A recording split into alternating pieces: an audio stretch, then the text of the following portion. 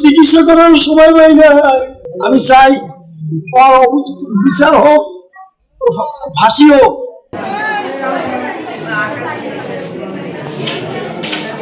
2 মাস আগে আমার মেয়ে ওরা ডিভোর্স দিয়েছে, তারপর একের পরে হয় হুমকি ধুমকিতে, তারপর আমরা থানায় যাই, আমার নামে জেডি করছি।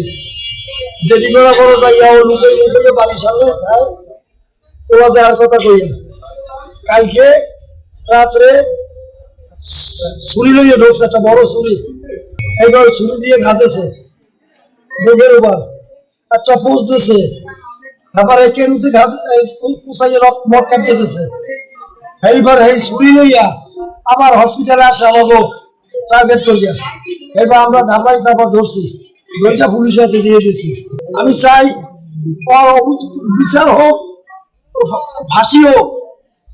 আমার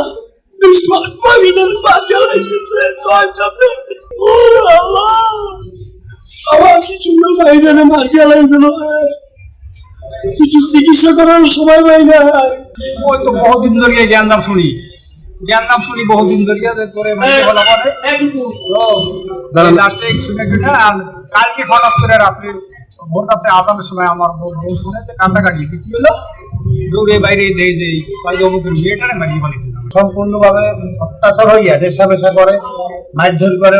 কালকে রাত্রে ঘর ছিল খালি, মেয়ের বাবাও ঘরে ছিল না, ভাইও ছিল না, মা গেছিল আর এক বাসায়। এই ফাঁকে দরজা খুলিয়া গতকাল রাতে আনুমানিক 12টার দিকে আমরা শুনেছি যে তার হাজব্যান্ড তাকে আঘাত করেছে। তো তারপর তাকে হসপিটাল ভর্তি করা হয়েছে।